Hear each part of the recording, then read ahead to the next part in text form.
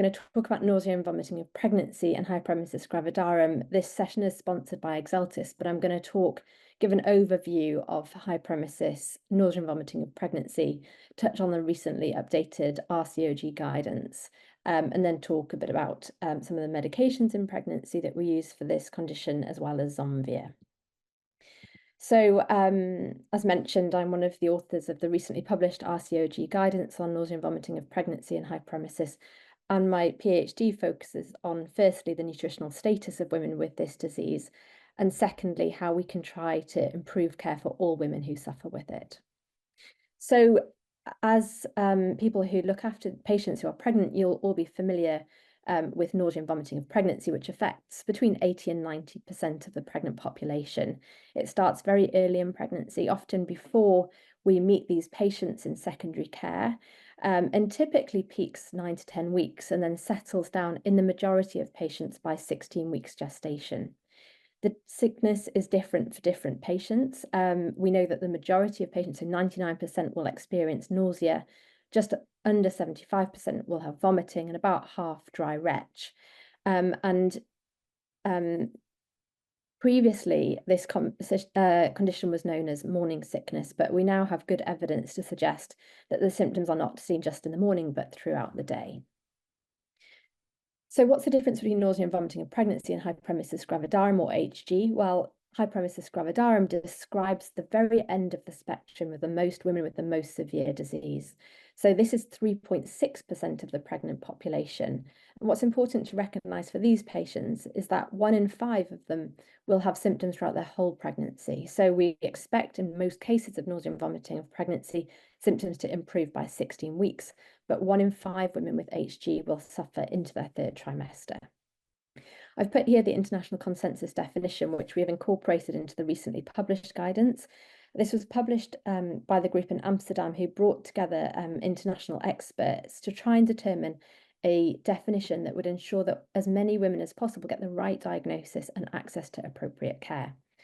So they recommend that symptoms of nausea and vomiting, one of which must be severe, starting before 16 weeks gestation, with the inability to eat or drink normally, and symptoms that strongly limit daily activities, if women meet this consensus definition, should have a diagnosis of HG.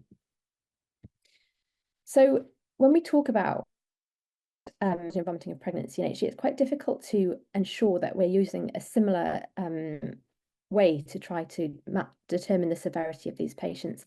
And this is to be important because we know that we see these midwives see these patients. They might come to the early pregnancy unit, they might go to their GP, they might attend the emergency department. And so if we're all using the same sort of severity score, it can help us determine how that woman's progressing, as unfortunately they tend to bounce between services. So this is the PEEP score, which determines whether a patient has mild, moderate, severe, or very severe disease. And it's determined using the number of hours that that woman feels nauseated throughout the day, or within 24 hours, the number of times that they vomit in that time, and the number of times they dry retch. And if they have a score of over 13 out of 15, that's considered severe NVP or HG. And this is useful not only in our clinical settings, but also in a research setting to be able to determine whether there's been improvements if we, for example, try a new interventional drug. So when it comes to the clinical assessment of these patients, what we've determined in the guidance is that in order to be able to confirm a diagnosis, patients should have a typical history of nausea and vomiting of pregnancy, which we're all familiar with, but that we should also rule out some other common causes of nausea and vomiting to make sure that we don't miss those patients who perhaps are presenting with high blood glucose levels. Perhaps they're in DKA, rare cases, or they have a urinary tract infection and that's causing the nausea and vomiting. So what we've suggested that is in all patients presenting for the first time with severe vomiting in pregnancy, that they have a urine dipstick, not to look at ketones, but to look for signs of infection, so nitrites or leukocytes, that they have a full blood count, again to look at the white cell count, signs of infection, a glucose level to look for hyperglycemia, because diabetes can contribute towards nausea, vomiting, and in severe cases, women who develop diabetic ketoacidosis can present with vomiting, and we mustn't miss that, and abnormal urine needs. So this suggests an acute or chronic kidney injury, which again can contribute towards nausea and vomiting. It's recommended that all of these patients have an ultrasound scan to confirm a single intrauterine ongoing pregnancy, because we know that patients who have twin pregnancies, for example, have increased risk of developing this disease. So we'd like to know about that early. Now, if all of those simple investigations are normal or reassuring, then we can assume that the patient has the diagnosis of nausea and vomiting of pregnancy. But what we've suggested is that we refrain from doing these additional tests unless the patient isn't behaving how we might expect them to. So we've suggested that in refractory cases, so patients where an antiemetic, 1, 2, or 3 antiemetics have been started, the patient is improving, or there's something about the patient that makes you think this isn't quite right, then we should go on to do these additional tests. And the reason that we're doing this is to be able to rule out differential contribution towards. We know women are entering medical conditions, but there are also more patients presenting with medical pregnancy. So I went through each of these, but as an example, there was a patient that we looked after at St Thomas's who presented who didn't quite fit the typical history. Her main complaint, as well as the vomiting, was severe epigastric pain. It didn't help when we gave her some omeprazole, and she'd lost a significant amount of weight. And we treated her with antiemetics. This didn't improve her symptoms, so we stopped them, and well, we didn't stop, we continued them and requested an endoscopy, and she had a gastric malignancy. So these are very unusual and rare causes, thankfully, of vomiting in pregnancy, but we've just got to use our clinical judgment to be thinking, are there any patients that we're looking after that don't quite fit the right fit? And so we should consider doing additional tests. These include thyroid function tests, liver function tests, a calcium phosphate, amylase, and to look for pancreatitis, and an ABG or a VBG to look for metabolic causes. So this is a busy slide, but I just wanted to show it because I think that it helps us understand all of the different ways that this disease can affect a woman. It's a multi-system disorder, and if we are able to think about it as such, we're able to determine how we can best treat the woman, because each patient that presents will be slightly different. I'm not going to go through all of these points, but I want to highlight gastrointestinal symptoms, because we know that the second most common symptoms in women who have nausea and vomiting of pregnancy, or HG, is that of reflux disease. This can be very severe, and it's particularly if women aren't eating very much, they're kind of vomiting multiple times. Acid reflux can cause gastritis, or in worst cases, esophagitis. So we know that we can prescribe proton pump inhibitors in pregnancy, and this is often a very useful part of the management. I wanted to mention liver enzyme disturbance, because women will often come into hospital and they can have a routine set of blood tests, or in patients who have severe disease, we might intentionally send liver enzyme disturbance tests off. But we should recognise that in up to half of the women who have this disease, they will have a raised alanine transaminase, so an ALT. Other women can have a raised ALP, which we know, of course, can happen in pregnancy anyway, bilirubin or amylase, and this can just be part of the disease, because the disease causes a state of starvation, which can cause abnormalities in the liver enzymes. So when we were writing the European Guideline for liver disease in pregnancy, we were asked by the liver specialists, can you include this disease? Because we get lots of referrals for abnormal liver function tests, which turns out to be HG. So what we recommended is that if the liver function test, whatever it may be, ALT, albumin, bilirubin, is less than 5 times the upper limit of normal when the woman is vomiting, we can assume that it's related to the disease. We will treat the disease with anti-sickness medications and hydration, and then repeat the blood test. And only if it's not getting better, we would then refer on.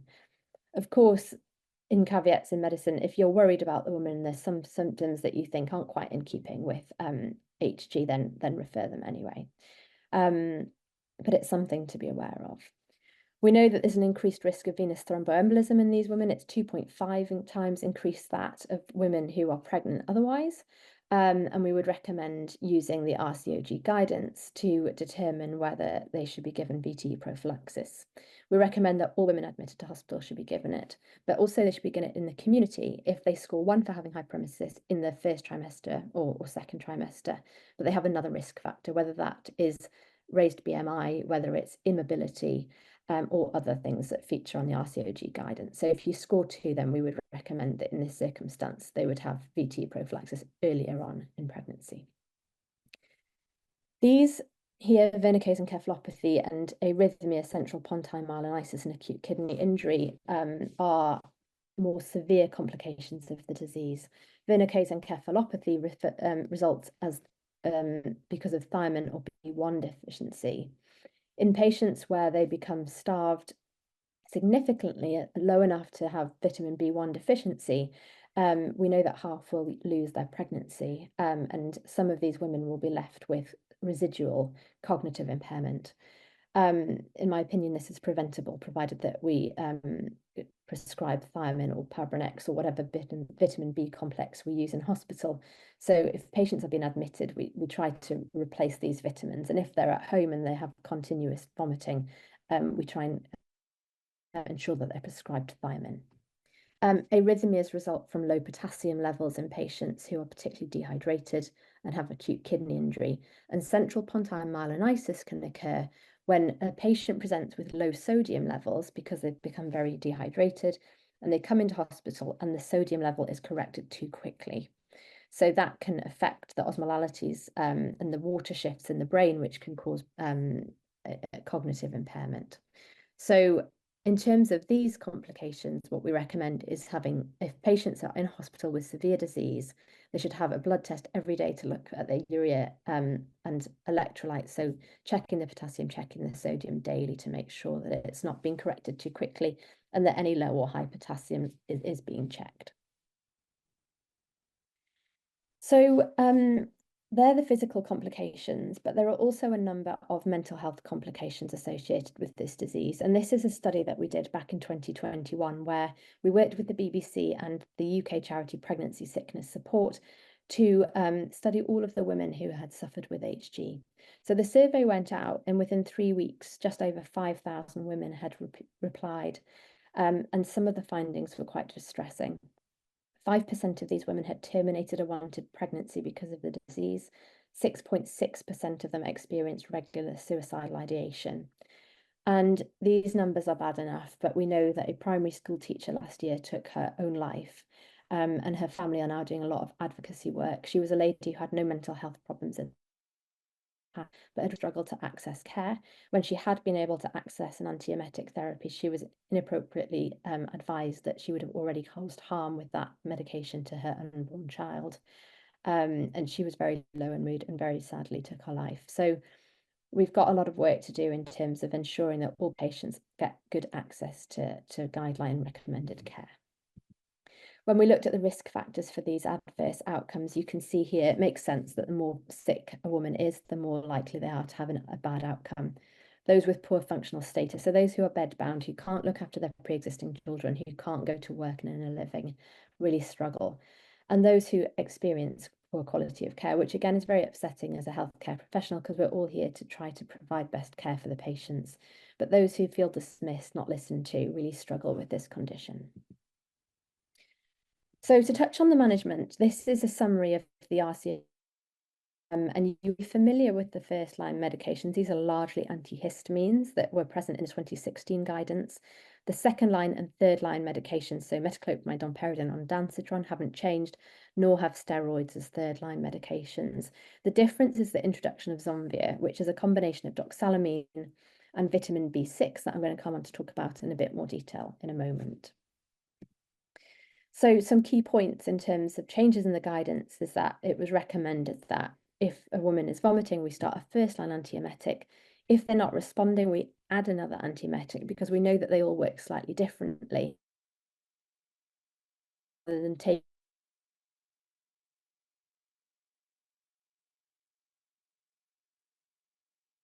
for patients with reflux, we replace the thiamine, give laxatives if a woman, particularly if they're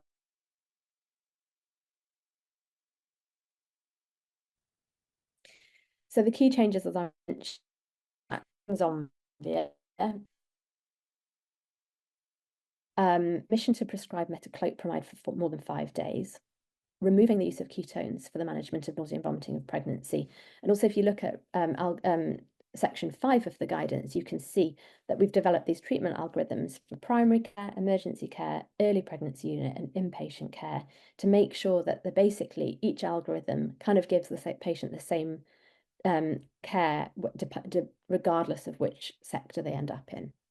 I'm going to touch briefly on ketones because we now recognise that patients are being denied the opportunity to get into hospital to have IV fluids and antiemetics because they don't have enough ketones. But we recognise that ketones were considered previously to be a marker of dehydration, but in fact they are a marker of starvation. So they're made when we haven't got enough glucose or carbohydrate, and we therefore break down our fat and produce ketones. So if we're concerned that a woman is dehydrated, so they've got dry mucous membranes, they're tachycardic, they're not passing enough urine, they shouldn't be denied access to hospital because they haven't got ketones in their urine. Okay, so I'm going to talk about 2 medication queries that we get asked often before I come on to talk about Zomvia for 2 or 3 minutes. So metoclopramide being prescribed for more than 5 days is acceptable as per the guidance. The reason that people worried about this, and particularly that EMA came out with a warning against it, is that it can precipitate extrapyramidal symptoms. These are movement disorders. However, when we reviewed the literature, this happens largely when it's given intravenously, and it happens in less than 0.2% of patients that are prescribed it. It occurs within the first 24 to 48 hours usually, resolves quickly if you stop the drug, and if it doesn't stop quickly, IV bentropamine can be used. So considering this is so rare, and considering all of the physical and mental health complications that we've discussed already, it was agreed in the guidance that on balance of risk, that it was worth continuing what is a very useful antiemetic for more than 5 days if patients are responding to it. What about ondansetron? Well, we're also aware of an EMA warning that suggested that ondansetron was associated with cleft palate. And there were 3 large studies done, one of which suggested that there may be an association between ondansetron in the first trimester and cleft palate. But what we have to recognise is this. This is the background risk of cleft palate in the UK population. So 11 per 10,000 babies will be born with cleft palate. If the 1 out of the 3 studies suggesting an increased risk of cleft palate with ondansetron is true, that risk goes up with ondansetron to 14 per 10,000. So that's a 3 per 10,000 attributable risk to the ondansetron. I use this figure, which is taken from the Irish Medicines Agency, but it's also now in the RCOG guidance, to show patients who are really suffering, and I think they'll benefit from ondansetron. And in the majority of them, they're very happy to take this risk, or they are rather willing to take this very small risk so that they avoid all of the other complications that we've discussed. Okay, so I think I've got a few minutes left. So I'm going to talk a bit about Zomvia. So this drug was developed so that because it has a license for nausea and vomiting of pregnancy in the UK. So it's one of the very few medications that we use in pregnancy that has a license. It's been studied in 131 patients in a phase 3 trial. It's been prescribed in over 600,000 pregnancies in the UK and over 2 to 3 million across the globe. It's been particularly used in North America, Australia, and Spain. So it's a combination of doxalamine, which is an antihistamine, and vitamin B6 pyridoxine. And it's licensed for women over 18 years old who are not responding to conservative management for HG. So I'm going to show you 2 slides that look at the results. So we discussed the puke score before. And in the phase 3 study, what they found was that in the patients who were prescribed Zomvia compared to a placebo, there was a reduction in the baseline puke score between starting taking the medication and day 15 of taking the medication, so an improvement in 2 weeks.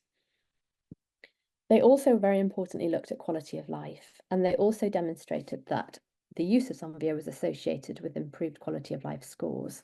There was less time lost from work, which I think is really important in these women. In women who are financially well off, who've got partners that can support them, it's probably okay to take some time off work. But those women who are self-employed, who can't afford to lose their jobs, this treatment and other antiemetics can make a real difference. Interestingly, in the group that were prescribed Zomvia at the end of the trial period, 50% of them asked if they were able to continue the drug because they found benefit. What about the side effects? So the most common side effect that we see with Zomvia, and for those of you who've seen it prescribed, women have complained of, is that of somnolence. So it can be associated with this. Probably about 1 in 10 women will say that it makes them feel tired. This is very similar to the other antihistamines that we prescribe as first-line medications. So it's dosed at 2 tablets at night time as a starting dose. Then 1 tablet is added in the morning and 1 at lunch. I think that's very sensible because then patients are taking the majority of the dose at night time when they're going to go to sleep. In terms of warnings, because of this problem with patients feeling sleepy, it's not advised to take other CNS depressants alongside it. So, for example, benzodiazepines. And it shouldn't be used with monoamine oxidase inhibitors, which I think are predominantly, from my experience, used more in the elderly population. But they these monoamine oxidase inhibitors prolong the anticholinergic effects of the antihistamine, so best to be avoided. That's what we've described here. We've discussed not prescribing with a CNS depressant.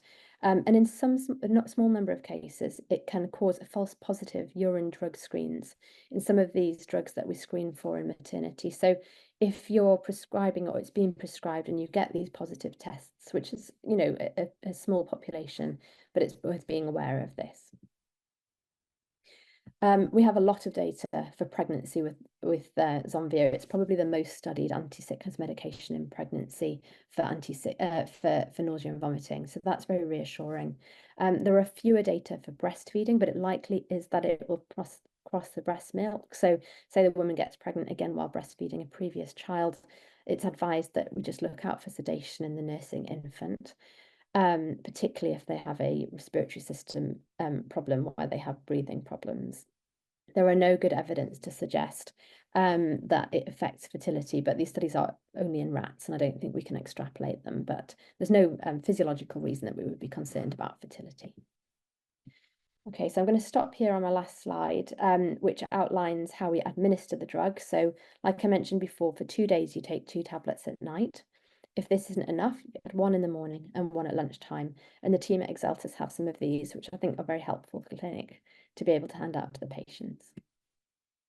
Okay, it was a whistle-stop tour, so I'm delighted to take any questions. Thank you for having me.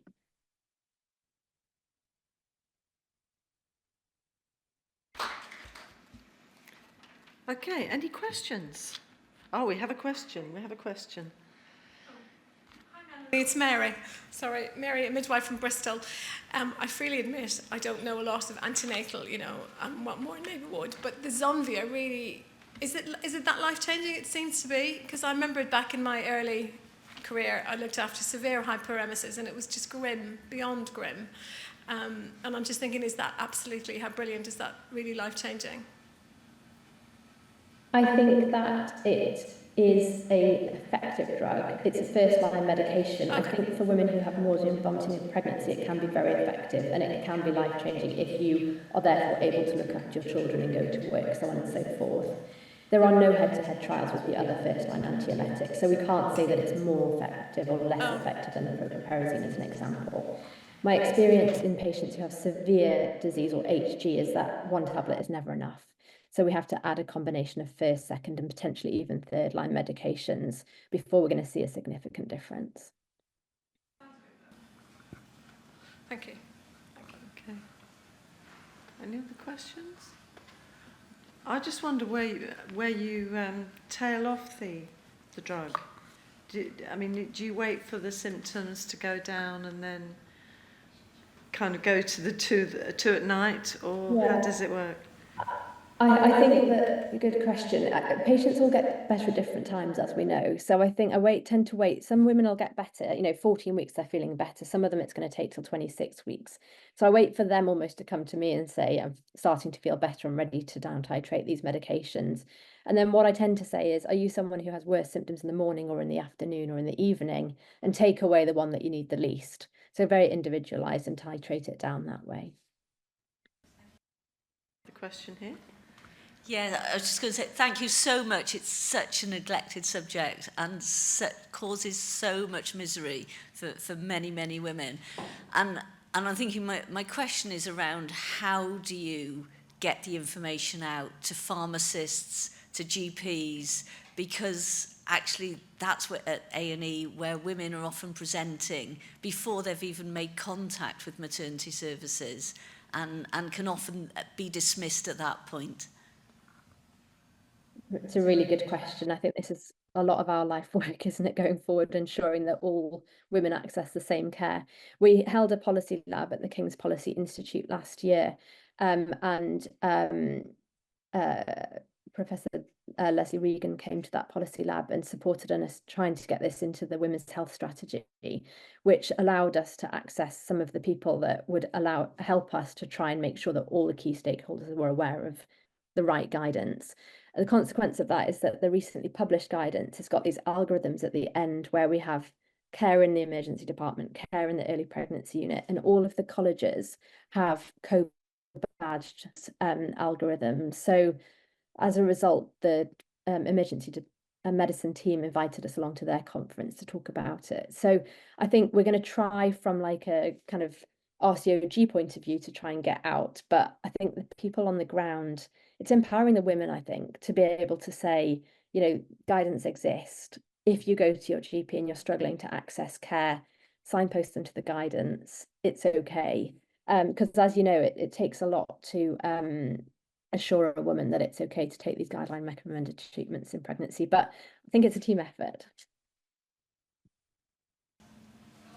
That ends the questions on a really positive note. So thank you so much for joining us this afternoon.